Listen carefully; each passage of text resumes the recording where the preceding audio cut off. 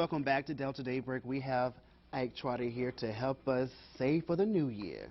Happy New Year. Happy New Year. And I wanted to bring, I did this to Jennifer last year, but this is my Happy New Year horn. So I want everyone to know that with Financial Fridays, we are trying to bring new ideas with us.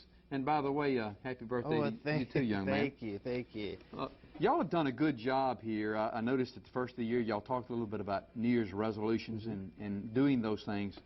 But, Adrian, they say that only 6% of people who make New Year's resolutions keep them. Right. Now, have you had very much luck with New Year's resolutions? I try not to set any because I don't go by them at all. Yeah. Well, they say really most of these New Year's resolutions are broken by February 1st. Oh. Certainly broken and probably forgotten by then. Yeah. But one of the best New Year's resolutions that I would like to suggest that our viewership could think about is in trying to get more financially organized or financially structured in the year ahead.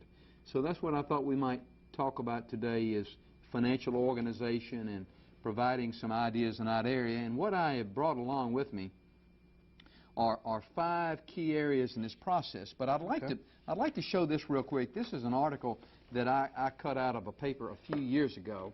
And what it basically says is use Hurricane Katrina as a lesson to getting your finances straight.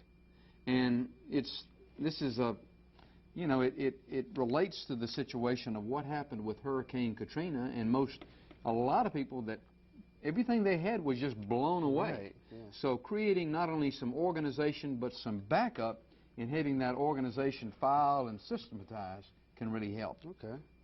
So let's talk about that 5-step process to start with. Number 1, Adrian, is critically important in knowing what you have. Yeah. Now, the reason why I'm here is to talk to people about doing that. Perhaps maybe the best thing is to getting your mindset started on, hey, I have got to get organized. Yeah. And most people don't. Second of all, it's important to make a contact list of those people you work with or who it would be necessary for family members to reach in the event that the unforeseen happened. Okay. Now this we're talking not only about people such as tax advisors, CPAs, attorneys, financial advisors, but this very week, for example, I visited with a family and I worked with their parent, and the parent is very seriously ill in the hospital here in Greenville, and they didn't know what they have, and I was trying as best I could to reconstruct with them what they have. So making a list of those people that will be necessary to contact, Adrian, is important. Yeah. Now this is one I'm going to ask you about right here. Third, it's probably most important to create or build for yourself in any manner that's most reasonable some type of filing system, some type of way to keep those records and information organized and in place. Now, this is an example of kind of the way I use it. Adrian, I like a 3-ring binder. Yeah. I have a 3-ring binder at my home where I have made copies of information, and actually I've got it stuck under my desk where I can keep things. Easy access, huh? I like to do things that way. It does not have to be fancy. Right. I know a lot of people, for example, that are more computer savvy. They can use Excel spreadsheets. They can create on their computer. They can go to the friendly store and buy a Quicken software program. Whatever organization system that works is fine as long as it's structured around 5 key areas of your financial or personal life. Okay. Having tax records organized, having homeowners' information put together, deeds, titles to your home, that's important. Next is information on savings accounts, investment programs that you have, insurance records, and finally those documents such as family records and estate planning documents that people will need to have. Now, you're a little too young to have a will, I guess, at this point, aren't you? Yeah, I would hope so. Okay. But a lot of people, one of the hardest things for people to find sometimes is where did Daddy put his will? Yeah. So having a copy of a will, any type of health care proxies that someone may have, such as a living will or power of attorney, is very important to have right there. Going on a little bit, item number 4, that after we have organized things, it's important to have things prioritized. What's most important in our financial life? What is going to be most critical for me to have on hand or for my loved ones to have in case something happens? Right. And finally, the last thing is to keep this information current. Things change. People have birthdays, right? Yeah. Things change. Events occur. Our lives constantly evolve. So having these things not only organized, but the information current so that dust doesn't accumulate on items are so important. Right. And probably the last thing for our viewership to think about in this segment is that remember the experiences of Hurricane Katrina. All right. And welcome back. We have Mr. Ike Trotter helping us save for the new year. I'm trying. And I'm trying to help with financial resolutions and things like that to do. Picking on you a little bit during the first half hour, but hopefully I gave you a few ideas to think of. I need all the help I can get. Since today's your birthday. Yeah. That's critical. But you know, I'd mentioned that it's so important to have our personal and our financial lives organized, structured, and someplace where we can get our hands on it, or our family members can. Yeah. But there are also some things that, and we saw this from the experiences of Hurricane Katrina, sometimes homes get blown away and there are places where you need to keep items like this where it can be located. So one of the best places for that is like a bank lockbox. So anyway, I made a little list here of some of the things that some of our viewership should consider if they open up a bank account. Okay. We talked about opening up a savings account, and what type of items that you should keep in your bank lockbox. Okay. So here's my trusty boxes, which Jennifer always liked. First of all, we recommend that to keep any types of deeds or titles that you might have for that.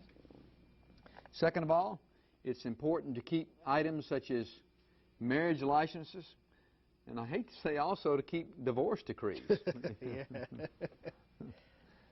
Next and right here, and this would be important for you since today's your birthday, but to keep birth certificates and any information like your Social Security records, Social Security cards, things like that. All right. Now, my boxes have never fallen on me before, Adrian, so I hope they'll stay up. Hopefully they're pretty stable. And the last item that we have is a copy of our locator list. What's that? Thank you for asking. The locator list is exactly what I talked about in the first half hour, and that is the list that you keep either in your 3-ring binder or on your computer that'll show you where these items are. But this is just something here that can help keep folks organized, and what a great resolution for the year ahead, to get yourself more organized, know where you're going, and when you know what you have a better idea of going down the road with that. Right. So should people, when they go inside to bank and want to get that trust box, is it safe for them to keep cash inside it? Yes, some people do. Some people, I've seen people keep cash in a lockbox for a rainy day. Yeah. They think that if they needed the cash, they can go down there and pull it out. Yes, sure can. So a lot of those, are they fireproof? Yeah. And that brings up, and thank you for bringing that up, Adrian. Some people do like to keep everything in the home, and if they've got an old family safe, that would work. Some of these fire retardant boxes are very good. It doesn't really matter exactly where you have, but you need something that's a little bit heavier, a little bit more protected in the event something happens, or you have a hurricane or a fire, something like that. But these are just ideas to help people get financially organized in the year ahead. So how soon should people get these trust boxes? Today. It is not too early to get it today. Yeah. It really is. Is there a certain age range maybe, or should I go out and get a trust? If you have important papers, you know, if you have your birth certificate, if you have a place where you'd like to maybe stick back cash for a rainy day, that'd be an excellent thing to do. If you have a title to your car, deed to your home, these kind of things would be very helpful to keep on hand. And it's always good to make, do you think it's safe to make copies of the, like your birth certificate? Is it safe to make a copy of your birth certificate, then put the real thing inside your trust? That's a great point. I would recommend that, to keep the original there in the safety deposit box, and a copy in your 3-ring binder. And, you know, if people didn't hear you in your first half of the this morning about the your binder. You mentioned that. Talk about that a little bit. Well, a binder is simply a way to keep your personal and financial information organized. I like it. It doesn't have to be complicated, Yeah. but it's just a way to keep up with your financial life in all these various areas.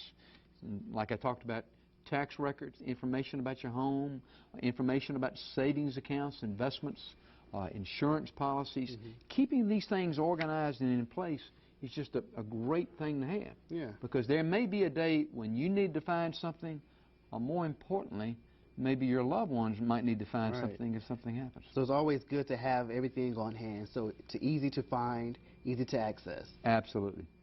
Great New Year's resolution. Once again, we talked about New Year's resolutions. Yeah. This is really one of the most important things you can do. Yeah, I need to be more organized myself. Like, I have no idea where any of my birth certificate, like my mother keeps up with all that. So. Oh, this will always be a work in progress. Yeah. Always be. All right, well, thank you so much, Mr. Trotter. You're so welcome. And we'll be right back.